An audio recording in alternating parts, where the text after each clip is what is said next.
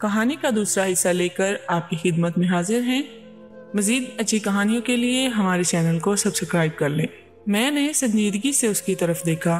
फिर सोफे पर जहाँ एक डरी हुई लड़की बैठी हुई थी, मेरा दोस्त मेरा बाजू पकड़कर मुझे साइड पर ले गया और कल वाली बात पर हाथ जोड़कर माफ़ी मांगने लगा और कहने लगा, मेरी खातिर उस लड़की को बुला दो, वो नहीं आ सकती। हाँ, मगर मैं ये लड़की लाया हूँ। मैंने अपने दोस्त की खातिर कल वाली लड़की बुला दी और मैं इस नई लड़की को देखने लगा।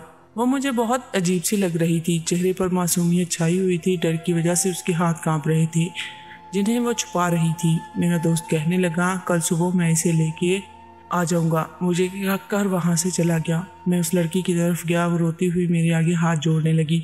मैंने गुस्से में कहा, ये ड्रामा मुझे मत दिखाओ। वो रोती हुई वो कहने लगी, मैं ऐसी वैसी लड़की नहीं हूँ। मैंने हैरत से उसकी तरफ देखा। उसकी आंखों में से मोटे मोटे आंसू निकल रहे थे। वो मुझे यहाँ से जाने दो। आपने जितने पैसे में मुझे खरीदा है, मैं वो सारे पैसे वापस कर दूंगी। वो रोती हुई कहने लगी, मुझे उस आदमी को वापस मत करना प्लीज़, आप मुझे यहाँ से जाने दें। वो रोती हुई मेरे पाँव में गिर गई। मैंने उसे कंधों से पकड़कर उठाया और कहा, देखो, मैंने किसी के साथ आज तक ज़बरदस्ती नहीं की। तुम रोना बंद करो। मैंने बेसाख्ता उसकी आंसू साफ कर दिए। वो पीछे हुई, उसकी आंखें लाल हो रही थी। मैंने कहा, मैं आपको कुछ नहीं करूँगा। वो कहने लगी, वो लड़का मुझे ले जाएगा, उसने मुझे ख़रीदा हुआ है। शायद वो मेरे दोस्त की बात कर रही थी। मैंने कहा, कोई भी नहीं ले जाएगा, मैं तुम्हें किसी को भी नहीं दूंगा। वो मुझे हाथ जोड़कर कहने लगी, मुझे जाने दो। मैं उस लड़की को देख रहा था। कितनी जल्दी थी उसे वहाँ से जाने की। उसका बहस सही चल रहा था। वो जल्दी से वहाँ से भाग जाती। मैंने उससे कहा, ठीक है, तुम रोना बंद करो और यहाँ से वापस चली जाओ। मैंने प्यार से कहा तो वो जल्दी से अपना दुपट्टा लपेट कर खुद को ढांपते हुए वहाँ से चली गई और मैं उसे जाता हुआ देखने लगा।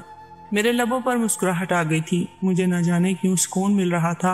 मुझे खुद समझ नहीं आ रही थी आज मैं इतना क्यों पुरसुकून था। मैंने आंखें बंद की तो उसका चेहरा मेरी आंखों के सामने आने लगा। मैं अपने कमरे की तरफ गया। मुझे नींद आने लगी। आज से पहले तो मैं रात को देर तक जागता रहता था। मुझे कभी यूं नींद नहीं आई थी। मैं बेड पर लेटा था। मेरी आंखों के सामने न जाने क्यों वही लड़की आ रही थी। अचानक से मुझे अपने दोस्त का ख्याल आया। उसने मुझे कहा था वो सुबह आकर उस लड़की को ले जाएगा और वो लड़की कह रही थी उसने खरीदा है। अब तो मेरे दोस्त ने मुझसे इसके बारे में पूछना ही था। मैं तो यही सोचे जा रहा था मैं उसे क्या जवाब दूंगा। मैंने गहरी सांस ली मगर बार बार वही लड़की मेरी आंखों के सामने आ रही थी। मैंने एकदम से आंखें खोली। मुझे अब बेचैनी सी हो रही थी। मैं उस लड़की को फिर से देखना चाह रहा था।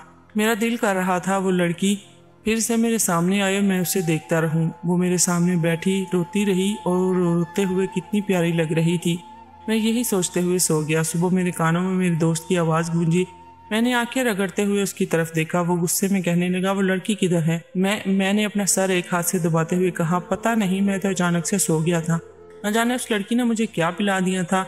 उसके बाद मुझे कुछ याद नहीं वो किधर गई है। मेरा दोस्त हंसकर कहने लगा, शक्ल से तो वो इतनी शरीफ और मासूम लग रही थी और तुझ जैसे चालाक इंसान को धोखा दे गई। मैंने कहा, भाई अब मुझे उस लड़की के बारे में कुछ नहीं मालूम। वो कहने लगा, अच्छा, मैं कोई और लड़की ले आऊँगा। दोस्त की बात सुनकर मेरी आंखों के सामने उस लड़की का रोता हुआ चेहरा आ गया। कैसे वो मुझसे माफ़िया मांग रही थी, हालांकि उसकी कोई गलती नहीं थी। उस वक्त माफ़ी तो मुझे मांगनी चाहिए थी। मैंने नफ़ी में सर हिला दिया और कहा, कोई ज़रूरत नहीं लड़की लाने की। इस तरह एक दिन कोई और लड़की मुझे मार कर चली जाएगी। मेरा दोस्त हैरान हुआ। मेरी बात सुनकर मैं लड़की से डर रहा था। वह कहने लगा, क्या हो गया है, लड़की से डर रही हो? उसकी बात सुनकर मैंने हंसते हुए कहा, मैं भला लड़की से क्यों डरूंगा, मैंने भाई वैसे बात की है। वो कहने लगा, तुम बहुत बिगड़ गए हो। उसकी बात सुनकर मैंने कहा, सुधर भी तो सकता हूँ, तुम फिक्र मत करो। मैं ये कहकर फ्रेश होने चला गया।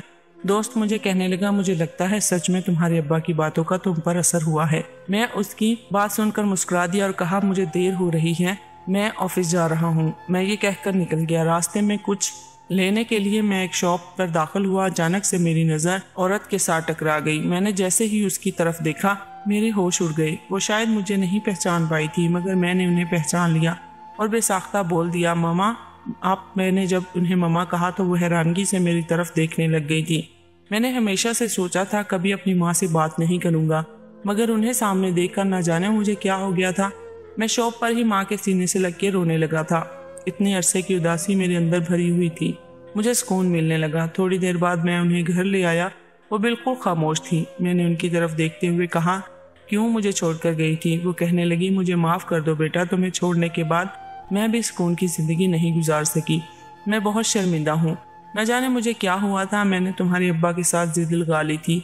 मैं उनके बिना रह सकती हूँ, मुझे उनके साथ नहीं रहना, इस वजह से ये सब कुछ हुआ था। बेटा, मुझ में हिम्मत ही नहीं हुई थी कभी कि मैं तुम्हारा सामना कर सकूं। मैंने गुस्से में कहा, फिर छोड़कर क्यों गई थी, ना छोड़कर जाती। मैंने रोते हुए कहा तो वो कहने लगी, बेटा मुझे अभी जाना है, मैं वादा करती हूँ कुछ दिनों बाद मैं हमेशा के लिए तुम्हारे पास आ जाऊंगी। वो ये कहकर जाने लगी। मैंने नफ़ी में सर हिलाया और कहा, मत जाएं मुझे छोड़कर, मैं आपके बाद दोबारा जीना छोड़ दूंगा। आपकी वजह से मैं ऐसा हुआ हूँ। मेरा दिल बहुत घबरा रहा था, जैसे अब वो फिर से पहले की तरह चली जाएंगी। मैं उन्हें जाने से रोक रहा था, मगर वो कहने लगी, बहुत जल्द वो वापस आ जाएंगी। मैंने उन्हें जाने की इजाज़त दे दी। वो चली गई, मगर ना जाने क्यों मेरी आंखों में उदासी छा गई थी। उनके जाने के बाद मुझे अजीब सी बेचैनी होने लगी थी।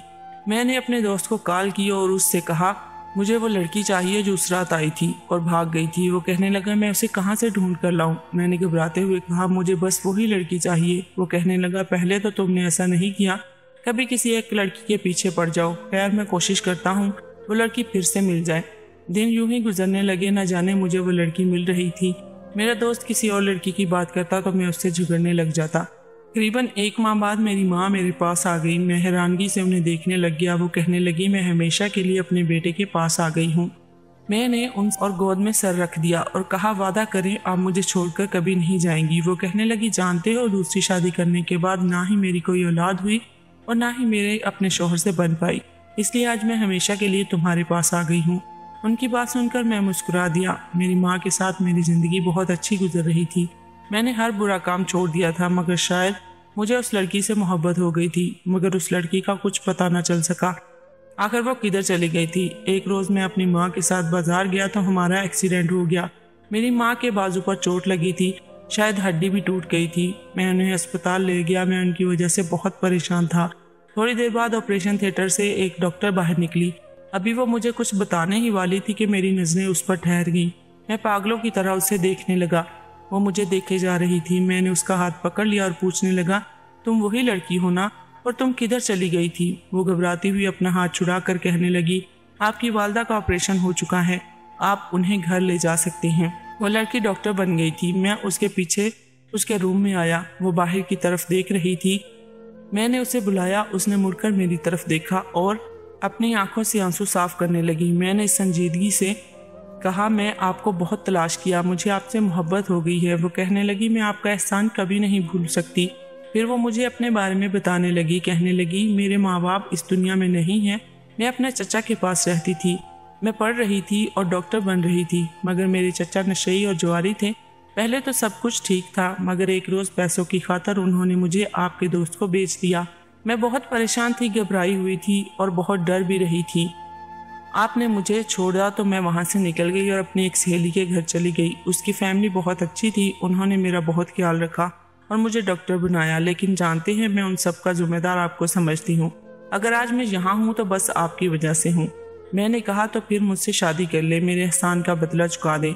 मगर उस लड़की ने नफ़ी में सर हिला दिया और कहने लगी, आप अच्छे इंसान नहीं हैं, माँ बाप के साथ भी नहीं रहते। उसकी बात सुनकर मैंने कहा, नहीं, अब मैं अपनी माँ के साथ रहता हूँ, अब्बा के पास भी जाता हूँ, सब गलत काम भी छोड़ चुका हूँ। उस रात के बाद कुछ भी नहीं किया, सुधर गया हूँ। और जानती हैं, मैं इन सब की वजह आपको समझता हूँ। जब मैं छोटा सा था तब माँ बाप में अलहदगी हो गई। माँ ने भी छोड़ दिया, बाप भी दूसरे मुल्क चला गया। मैं अकेला हो गया। फिर मुझे कोई नहीं कहने वाला था। जहाँ दोस्त ले जाते चला जाता। अब्बा पैसे भेज देते, मैं खुद भी अय्याशी करता और अपने दोस्तों को भी करवाता था। फिर बिगड़ा बहुत था। मगर जिस रात आप आई थी मेरे पास, उस रात मुझे बहुत अजीब लगा। आपके आंसू देखकर, आपको रोता हुआ देखकर मुझे कुछ हुआ था। मैं इतना रहमदिल नहीं था जो आपको छोड़ देता, मगर आपके आंसुओं ने मुझे मजबूर कर दिया।